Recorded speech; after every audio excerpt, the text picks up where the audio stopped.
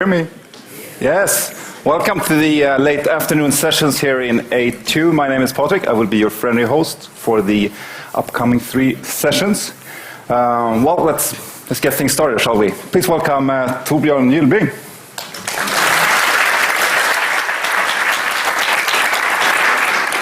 Thank you. This is a wonderful stage, since usually when you're talking, you've got people down there and you're talking down to them. Now you're actually looking down at me. I actually feel more comfortable that way. That's good. So today I'm going to talk about understanding organizational effectiveness. But before I do that, we need to define exactly what is effectiveness. Effectiveness is your ability to reach your stated goals. Anyone that has read ACOF or move in systems thinking circles usually say something like, well, effectiveness is doing the right things. Efficiency is doing them right. Both are important, but there's no value in being very efficient at going towards where you don't want to be. Effectiveness is that. It might be making money, it might be making a difference. It simply might just be having a great life. And I got 15 minutes, and I'll try to sell you one single idea. This is all you need. Your effectiveness, your ability to meet your goals, is a function of your mindset and your context. How you think about your thinking and how you think determines where you go. Easy, right? So that's me in my architect hat. I got a name. You can shoot me an email, shout@drunkcod.com. You can find me on Twitter, where I'm usually shouting about things like this. I work at a very friendly company called Tradera, or eBay Sweden, if you want to be like that. And that's sort of the speaker's tags. So, stories. You might know a developer like this. Very smart, very talented, young, up and coming, slinging great code, getting told, oh, you're so talented. You create great stuff. And over time, this developer becomes more and more wary about continuing to look smart. Because being smart, being talented is valuable, isn't it? Who wants to be talented? Who wants to be smart? Who wants to be right? Who wants to be the tech lead? That's never failing. Perhaps you know someone like this. Perhaps, just perhaps, this has even been you. You're so smart, you're so talented, and one day you wake up realizing that you're not living up to potential. You're afraid to fail. Because failure would indicate you're not talented. I was that guy. I was a hotshot, young consultant, running in to fix stuff. And I was frustrated. Because I wasn't bright enough to fail. But I was bright enough to do one thing. And it was to figure out that the teams I were leading weren't actually living up to potential. And I attended a course called a Certified Scrum Master course. Essentially, you eat cookies for 2 days. And if you're not too obnoxious, you get a certificate. One of the things they tell you is that every day you should say, I was at work, everything is going fine, and yeah, I'll be at work today too.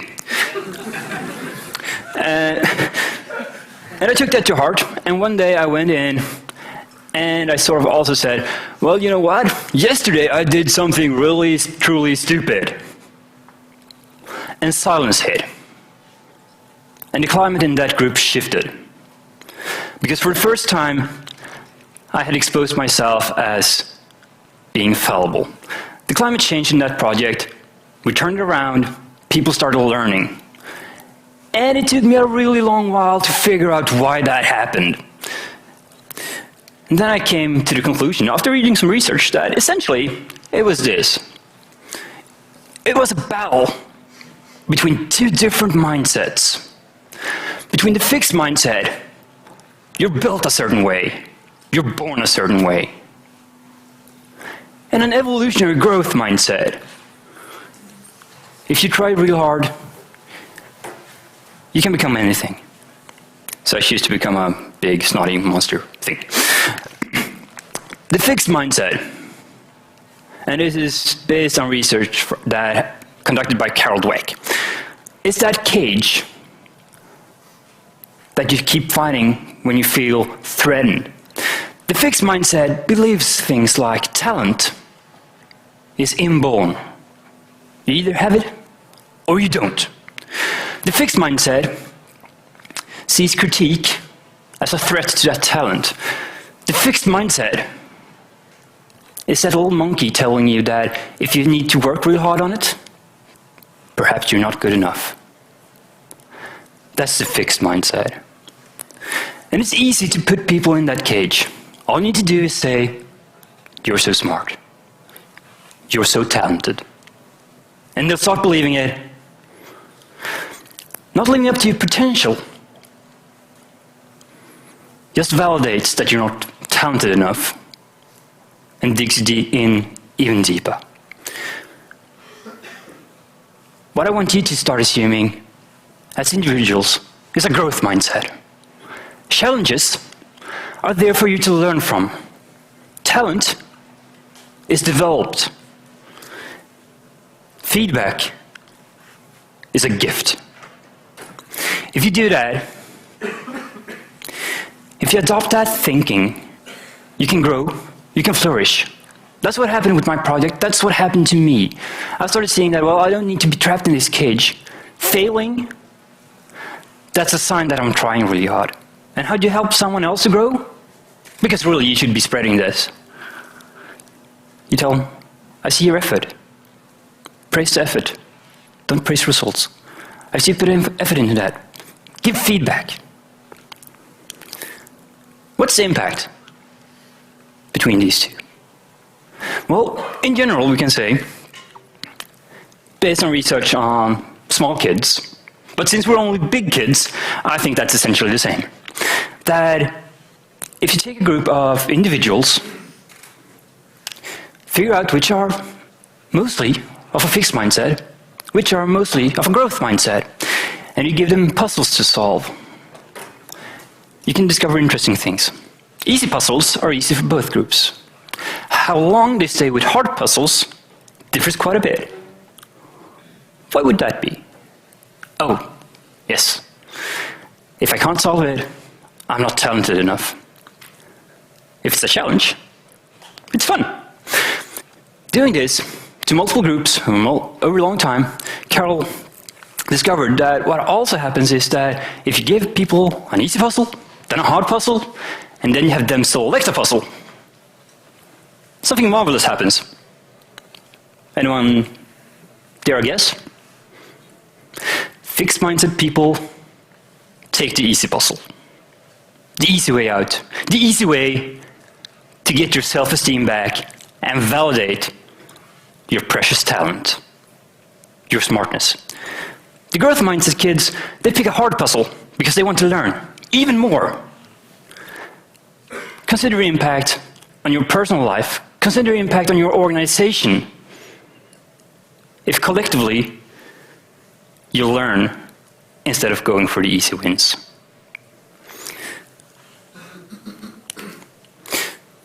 That brings us to organizational effectiveness. And the model I present here is based on the work of Bob Marshall. He's Flowchain Sensei on Twitter. And he was sitting one night thinking real hard, ruminating over decades of experience in the IT industry, and he came up with this graph. We call it the right-shifting graph. And he has humbly named the model the Marshall model.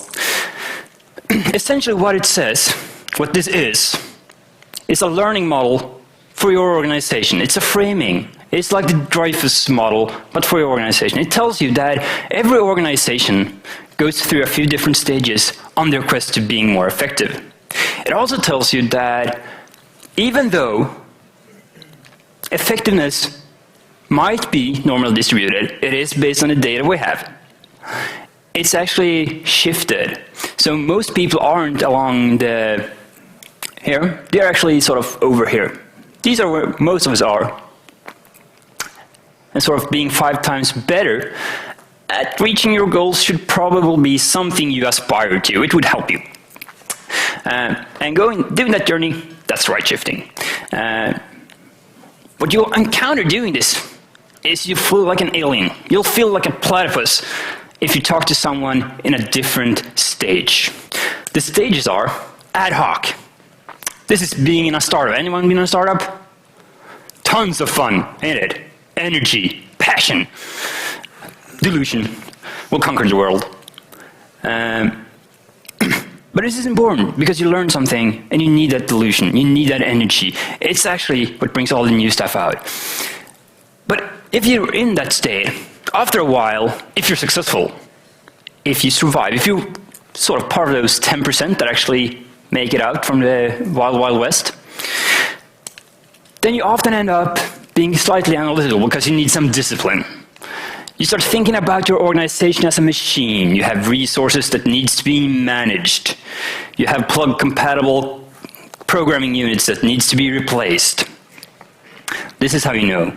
If you're talking about your organization as a machine, and most contemporary organizations do, you're being analytical. And this is good. But we can do better. And we can learn the discipline required to get stuff working, and we can adopt a new mindset that's even more effective. And that's what we call being synergistic. This is essentially saying, my company is not a machine. My company is a garden. I can grow it, I can tend to it, I can sort of nudge it in the right direction, I can dance with it, but I can't actually control it and I can't design it. It will emerge. If you're trying to do lean and agile, this is where you are. This is what you're sort of starting to think. If you're thinking like this, and the rest of your organization think, well, you know, my organization is a machine, that's alienation. That's the friction. That's the clash of 2 different mindsets, 2 different ways to view your organization and how to go forth. If you notice, well, then you can adapt. You can adapt machine language even though your metaphor is that of the forest. That's really important. And if you want to go even further, if you want to push the boundaries of effectiveness as an organization, this should be your role model. The chaotic organization, chaotic coming from chaos and order, is straddling that fine line between a plane, very famous plane, you recognize it. It's a plane that can't fly, as can no fighter jet. Fighter jets are inherently unstable. What does that give them? Speed, flexibility, the ability to turn on a dime. That's what you can do. You can be positively opportunistic. You can go to where opportunity is, even though you do not know where it is right now. This will require a completely new mindset. How do you build an organization for that? Well, you can come chat to me during the rest of your coffee break. Because sadly, the only thing I can leave you with is, imagine wonderful. And start thinking about how you think. Because how you think determines how far you go and how well you get there. That's all I have to share. Thank you very much.